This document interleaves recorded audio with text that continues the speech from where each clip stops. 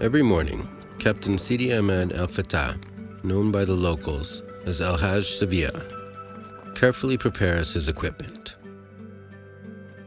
His nimble hands indicate decades of experience. Today, weather conditions are perfect on the small bay of Cala Iris. The water is calm, and El Hajj Sevilla will have no problems inspecting his catch. This aquaculture is the result of an unusual collaboration started in 1998 when the International Cooperation Agency of Japan, or JICA, initiated the construction of the Cala Iris fishing port. The arrival of the modern infrastructure helped the economic development of the bay. However, the history of the mussel culture started long before that. أنا ملي كنت مازال صغير وكنا مازال صغار، هذه المنطقة هذه كلها كانت كلها ليمور، كلها أي حجرة ما تقدرش تطلع عليها بقوة ليمور. شنو هو السبب اللي انقرض ليمور من هذه المنطقة هذه؟ راه كان بعض الإخوان اللي في راسهم بأنه عام 1991 ضربوا جوج باركوات في المضيق جبل طارق، وحده بعد واحد باطو ايراني كان هازين البترول، المواد البتروليه وداك الشيء، وتسرب داك البترول وجا لهذه المنطقه هذه، ولا هذا الحجر كله كحل بالبترول وقضى على المنطقه، ما بقاش ليمول، ما بقاش نهائيا، لان هذا السبب باش مات الحوت. كان الحوت كل شيء ذاك السنه هذيك الحوت كله كيخرج لا بلاج، الليمور كل شيء مات، يعني هذا هو السبب باش نقارض الليمور من هذه المنطقه. اما المنطقه غنيه بزاف من هذا البرودوي هذا. Reviving the mussel population in the bay was not an easy task, and many believed the mussels were never going to return. Hajj, however, did not give up, and he managed to convince the Japanese co-op to invest in the region. But then another problem arose. ولكن تخالفنا انا وياه، انا وذاك الخبير الياباني. فاش تخالفنا في الزريع، هو جاب السيستيم ديالو ديال اليابان، انا قلت له راه هذا الشيء ما غينجحلكش، لانه هما كيديروا داك الشيء في العمق، كيديروه على 7 متر و 8 متر ديال الغرق. حنا هنا راه ما غينجحلكش، حنا كنعرفوا ليمول هنا كياخذ من الشمس، يعني خصو ديما يكون قريب للشمس. غنديروا له غير 50 سنتيم ما بينه وبين الماء، يعني بين الاخر، ونعطيه واحد 3 متر وغادي. قال لي نو ما كداش حنا هكا كنديروا. قلت له واخا زيد دير لنا المرحله الاولى، التجربه الاولى، ما نجحتش والو حتى حبه. دار المرحله الثانيه ما نجحتش.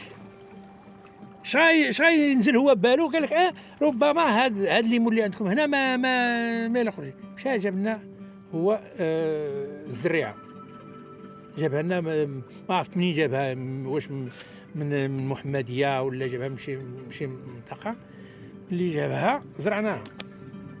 انا دار لي نفس العمليه. انا كنشوف داك الشيء ما عجبنيش داك الشيء، خليته حتى مشيت انا وحيدت له داك الشيء كلشي، حيدت له، قطعت له درت داك السيستيم ديالي. انا درت 3 متر ما بين الكرده الرئيسيه وداك الكرده الهابطه، 3 متر. دوز واحد الشهر جا داك الجابوني، ملي جا لقى داك الشيء قال لي شكون قال لك دير هذا الشيء؟ قلت له انا. ما عجبوش الحال، بقى يغوات، ما عرفتوش كيقول. المهم طارت له شد الطوموبيل، زاد بحالو مشى بحالو. دوز شهرين ما جاش، ما سولش فينا كاع. من بعد رجع، من نهار اللي رجع ما جاش يهضر معايا، حط الطوموبيل، شد الفلوكه، هضر مع المدير ديال التعاونيه وجد ليه الفلوكه، جا ديريكت للمشروع، مشى وشاف. ملي جا انا بقيت دابا في الاداره ديال التعاونيه، كيما جا ديريكت شدني وبدا كيعنقني. حماقتي صافي من البارح اليوم حماقتي. قال لي راه ربحتيني. It was a success. The line stretched only 100 meters, yet the first harvest immediately yielded nearly 100 tons of mussels. The promising start won his Japanese partner over. The small aquaculture has since grown due to the tireless joint efforts of Haj Sevilla and Dr. Ono. A small cooperation was set up, and the mussels harvested in this small bay were ready to be presented to the world. وفي المعرض كيجيو الناس، كيجيو خبراء، كيجيو زوار، وكيجيو كيشوفوا ذاك البرودوي، كيقول لك كيفاش هذا الشيء هذا، في كاينين نتوما. وجاو عندي خبراء من الهند هنا اللي كنهضر معكم، جاو عندي خبير هندي، جا خبير امريكاني، جا خبير من فرنسا، جاو من تونس، من اسبانيا، من البرتغال، ماشي جاو كما كياخذوا العينه كيقول لك اودي هذا البرودوي اللي عندكم هنا راه رقم واحد في العالم، سميتو بيرلا، من احسن واجود يعني الليمون اللي كاين في العالم، هذا النوع هذا. Despite the recognition, the operation has still struggled to take off, but they keep working at it. The cooperative managed by Al Haj Sevilla has since become a training center for young people in the region who want to start mussel farming. He shares his knowledge generously and teaches them how to avoid all the pitfalls of this complex yet promising industry. أنا رافع عمري 73 عام. واش أنا مازال كنطمع باش نربح الفلوس مورا المشروع؟ نو، أنا ما باغيش الربح ديال المشروع. أنا بغيت هذا المشروع هذا يكون واحد المشروع يعني نموذجي في المنطقة واستثماري في المنطقة، ويعطي واحد الآخر الجيل الجاي إن شاء الله يجي يلقى يعني المشروع. بغيت هذا المشروع ينجح ويمشي بعيد.